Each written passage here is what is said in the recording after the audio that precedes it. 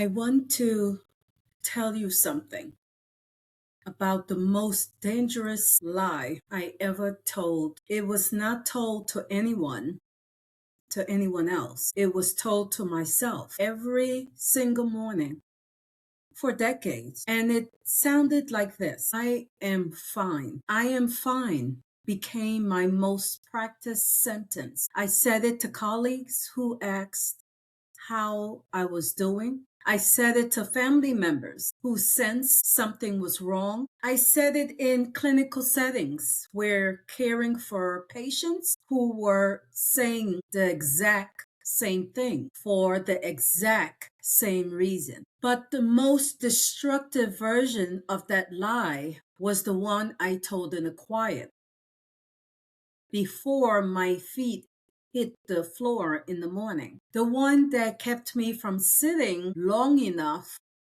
to feel what was actually happening beneath the surface of a life that looked from every external angle completely fine. Today, I want to talk about the lie that high achievers tell most consistently, most convincingly, and most dangerously. And I want to talk about what it costs clinically, spiritually, and personally to keep telling it. My name is Dr. Grace. I'm a registered nurse of over 30 years.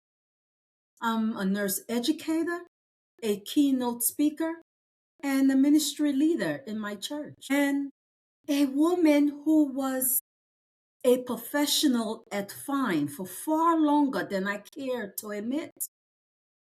Welcome to this episode of Reclaiming the Light Within, and I thank you for trusting the process and trusting me. And I want to talk about what performance is actually hiding.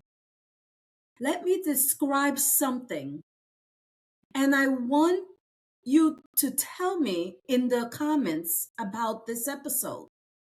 If any part of this sounds familiar, you wake up in the morning and the first thing you do is a mental inventory. Do a mental inventory of everything you need to accomplish that day. Not because you are excited about it, but because staying busy is the only thing that keeps that quiet at bay. Because in that space, in the quiet, something speaks, something that does not yet have a name, something that feels like grief, even though nothing for certain, you can't really put your finger on it, that has been lost. Something that feels like longing, even though you cannot identify what you are longing for. So you fill the quiet with work, with service, with achievement, with one goal after another, immediately being replaced by the next. And from the outside, it looks extraordinary, right? The career advances, the ministry grows, the credentials accumulate, the accolades arrive, and none of it, though, touches the thing underneath. I lived in that pattern for decades. And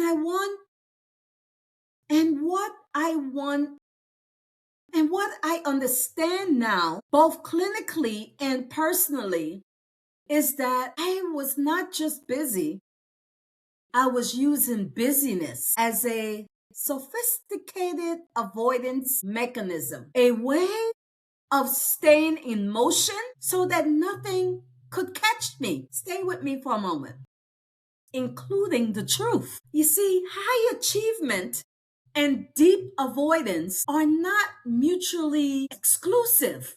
In fact, they are often directly connected. The most accomplished people I have encountered, whether in nursing, in ministry, in some form of leadership, have frequently built their achievements in direct response to wounds they were not ready to face. The achievement was real. The calling was genuine.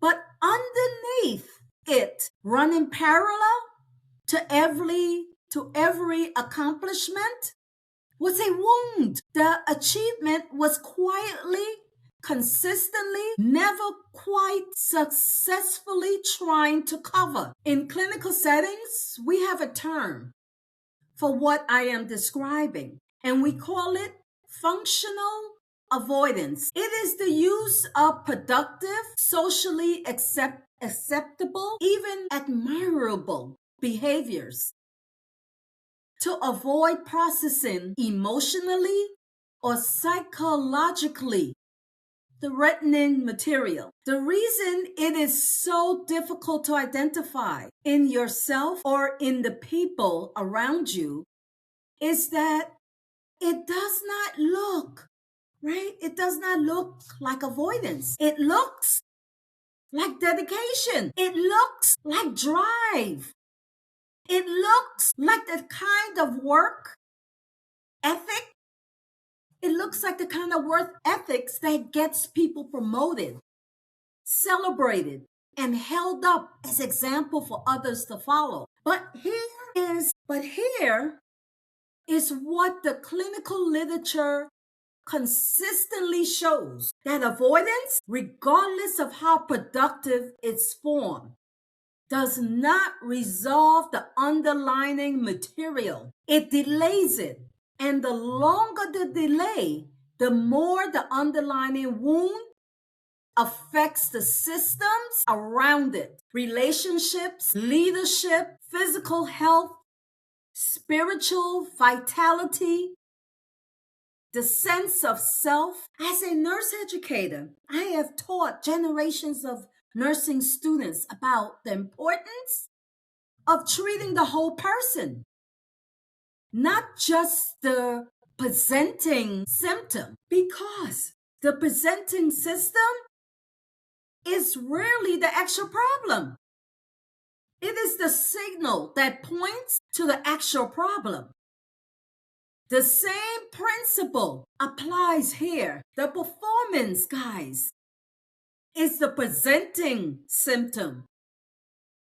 The wound underneath is the actual problem. And you can manage the presenting symptom indefinitely. And many people do. But management is not healing. At some point, the untreated wound will find a way to make itself impossible to ignore. For some people, that moment comes as a health crisis. For some, it is a relationship breakdown. For some, it is a season of burnout so complete that the performance mechanism finally stops working. For me, it came in a quiet moment, the kind of quiet that I had spent decades running from. When I finally ran out of energy,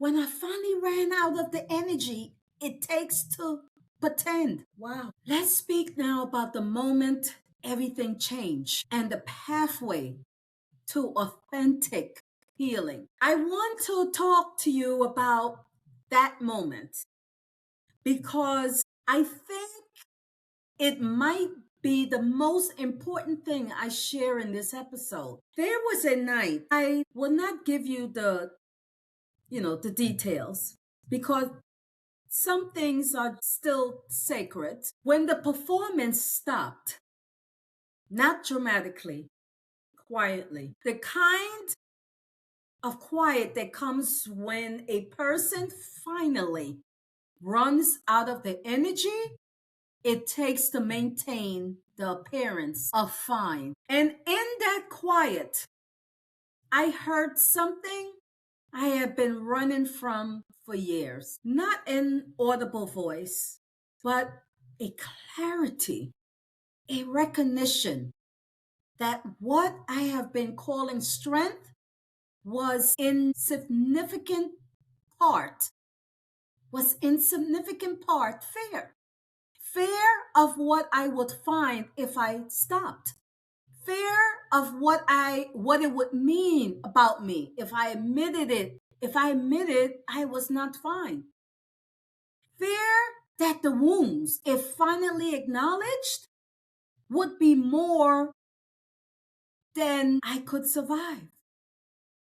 And what I discovered in that quiet, and what I want every high achiever watching this today to hear, is that the wounds were survivable. They were the very material that God has been waiting to work with. The very places where the deepest healing and the most powerful calling were waiting. Psalms 51 verse 6 says, God desires truth in the inward parts, not the performance of truth, not the appearance of wholeness, the actual, unpolished, still healing truth of where you are. That truth is not your weakness, it is your starting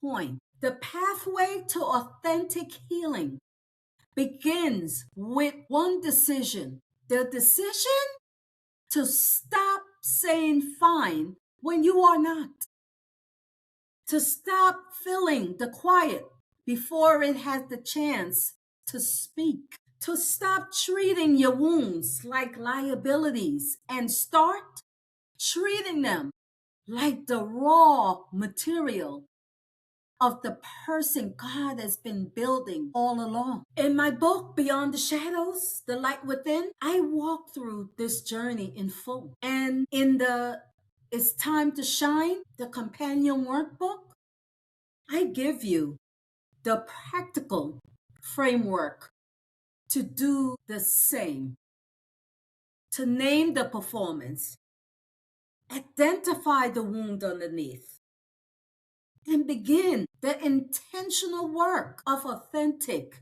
healing. The links are in the description. But first, let us close with prayer. Clear your head, open your hearts, and join me in prayer. Gracious and eternal Father, we thank you for this day, this moment, and this opportunity. Lord, I bring every high achiever watching this before you right now. Every person who has been fine for so long, they have forgotten what honest feels like. Every person whose performance has been so polished that even when they can no longer see the wound underneath it, pierce through that right now, Father. Not to condemn them, but to invite them into the quiet they have been running from. Let them discover, as I did, that what waits in the quiet, it's not their destruction. It is their healing. Give them the courage to stop saying fine. Give them the safety to name what is actually there, and give them the faith to believe that the wound they have been hiding is not the end of their story. It is their beginning, Father. In the mighty name of Jesus, it is only the beginning. It is the beginning. But first, allow them to take a step, Father. It is the most significant chapter they will ever live. Do that work, Lord, right now. In the name of Jesus, we call upon you, Father. Touch each and every one of us. Touch us. Continue to lead and direct us and heal us, Father. In the mighty name of Jesus, we pray this. We love you. We praise you. In Jesus' name, amen. Amen and Amen. And I thank you for staying with me and watching this episode of Reclaiming the Light Within. If this episode names something you have been carrying, please share it. Someone in your circle is performing fine right now, and they need to hear this message today. Subscribe to my channel, leave a comment, and I will see you in the next episode of Reclaiming the Light Within. Blessings to each and every one of you.